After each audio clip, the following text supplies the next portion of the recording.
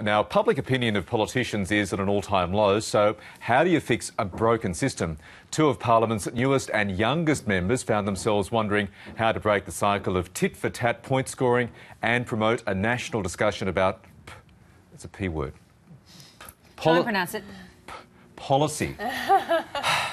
Don't hear much of that word, do you? He's so hammy. The result is a new book by Labor MPs Tim Watts and Claire O'Neill, and they join us now. Good morning, and thanks for joining us today. Such a pleasure. Thanks. So, tell us about, I think you had some interesting experiences when you were first elected to the big house and you turned up there for question time in particular. Claire, what was your response to it? I think, like many Australians, I came into question time and I was a little bit shocked by lots of things that I saw. One of them is the noise, which I'll get Tim to talk about in more detail. But just, I think, the sense of one-upmanship and the fact that, you know, the serious issues that are being debated by Australians in their households and schools and workplaces aren't being reflected in the national discussion we see, and that's pretty wrong. Tim, how loud did it get? Well, it's quite physically assaulting, actually. A lot of the noise isn't picked up by the microphones on the floor of the chamber, so you don't realise until you're sitting there. And I sort of thought, oh, am I imagining this? So, you know, it's the app economy now, and I downloaded a sound meter app onto my iPad. And so let's test this out, and it was 130 decibels, which is about the kind of sound you'd hear if you're standing on the tarmac of an airplane, about 50 metres away from an airplane. So it's really physically assaulting. They have a number of suggestions to improve the behaviour of MPs across the spectrum, it's fair to say, in question time, one of which is moving it to prime time. Claire, how would that change things? Well, what we want to do is try to get as many Australians as possible engaging in what's happening in Parliament. I think if we look at what's happened in politics over the last few weeks with, you know, the things that have happened with the Speaker, it just underscores the fact that the Parliament's actually really, really important. And we think if more people are watching, we've got some ideas for how people can engage with the Parliament online, then the behaviour will improve. But Australians elect people like you to their parliament to do exactly that, to engage with policy, to come up with some policy ideas, to have it debated and then to settle on the best outcome. You're there. Shouldn't you guys and your parties just be doing the job? Absolutely. But as we've seen this week, there's an issue that many Australians are screaming out for the Parliament to take action on, and this is the issue of marriage equality. But there's a blocker from the people there. What we're saying is that these institutions of our democracy, which were largely created in the late 19th, early 20th century, can be improved, they can be modernised. And in an age where people are crying out to engage directly, why not let them on the internet? So you see this more as a system failure rather than one of the party? Because I suspect that a lot of people watching this morning will go, no. If parties like yours, say for example, weren't so concerned with exactly that, with the tit-for-tat scoring, with being derailed on issues that we could get the PM on, then we might have that discussion. It's not the institution, it's more what your parties choose to engage with.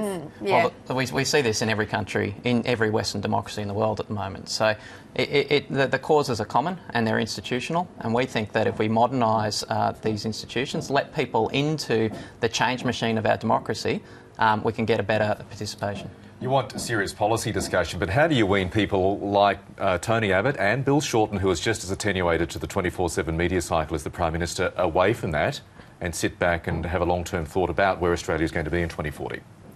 Well, one of the things that we've done is written a book about this subject. And with Bill Shorten's approval? Absolutely, yeah. So Bill Shorten told us at the beginning of this year that this was going to be the year of ideas, and Tim and I took that really seriously, and we see part of our role as newer members of Parliament to be looking out to that future perspective and trying to understand the type of country that future governments will govern. And we've got a big book full of lots of ideas about public policy, and we hope that'll stimulate lots of debate in the Parliament and outside of it. I wonder then, given, and it's a laudable idea to try and bring the conversation around to that, if it might not have been a better idea to have a bipartisan approach to the book. So one member of the LNP, one Labor person writing the book together. Could that have been a possibility? Well, it's an ambitious project. I think Claire and I getting together to write this book was a bit of serendipity in itself, and that when we arrived in Parliament, we were seated next to each other. So we kind of got talking about, you know, the things we were seeing in front of us and whether that was aligning with what our communities want us to be talking about.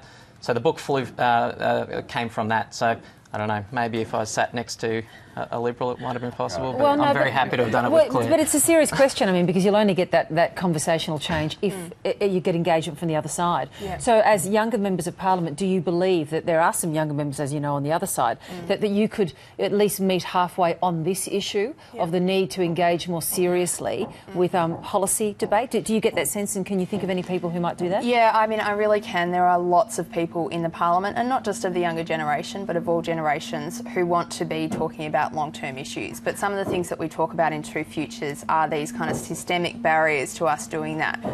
One of the things is just the incredible pace of the work that we do as members of Parliament. It's hard to carve out the time to think about the long term, and that's one of the reasons why we decided to provide a bit of structure by writing a book. Just very quickly, one of the big policy issues you address is education, innovation, the lack of commitment to innovation in this country, the lack of focus on science and maths relatively to other countries.